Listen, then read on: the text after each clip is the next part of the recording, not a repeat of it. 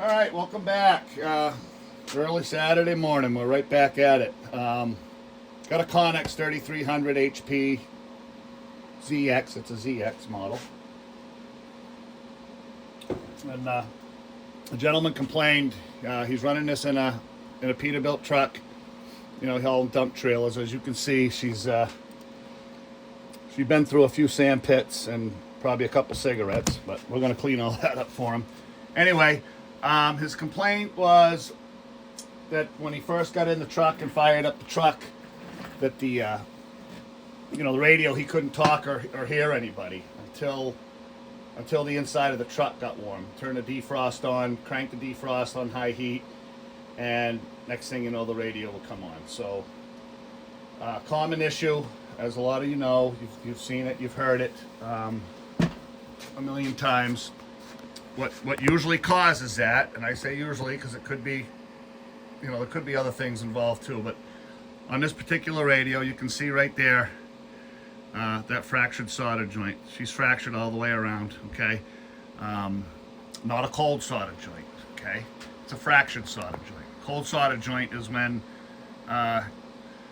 you go to solder a component and you don't get the component hot enough to accept the solder and it doesn't adhere to the component. That would be a cold solder joint. So from the factory, if it was a cold solder joint, that's where it would come from. A cold solder joint would be a cold solder joint from day one, not 5 years down the road, 10 years down the road, 2 days down the road.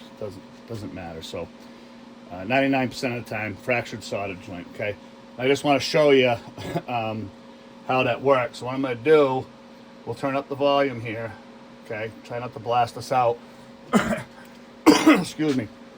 And I'm just going to add a little heat to that section of the radio. There it goes, just like that.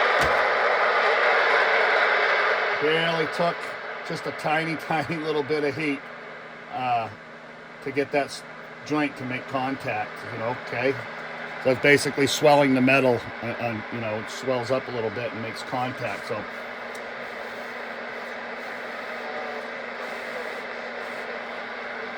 usually I'm trying to blow on it to see if it'll cool off and lose contact, but obviously I tried it a couple times and it did, but all it takes is a little bump and it's done.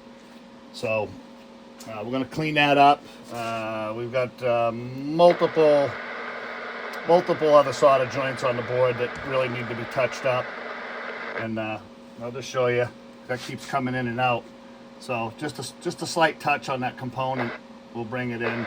Okay, so just if you got a radio that's doing this, and you want to attempt it yourself, send it in to somebody, have it done.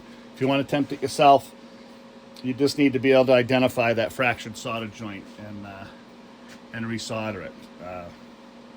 Obviously, don't resolder with the power plug-in because you'll short the radio out. There are ways to get around that.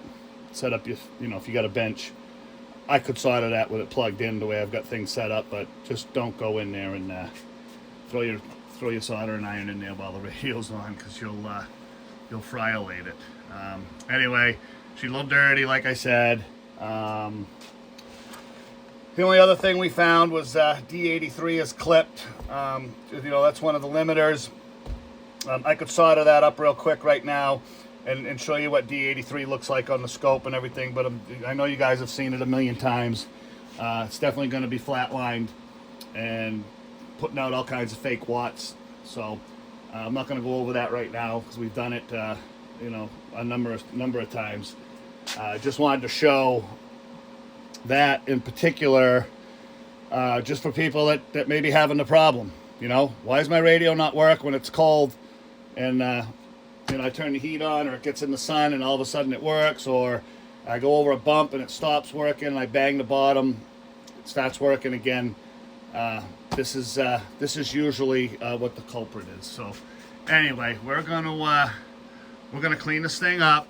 Also, new meter, new light for them, and get it cleaned up, and she'll be just like new when we're done. So we will have a follow-up on this as soon as we can. So I just hope that maybe somebody might have learned something right there. Just wanted to show that case, like I said, if you want to do it yourself, that's fine. Or, you know, bring it into a shop somewhere or send it somewhere and have it gone through.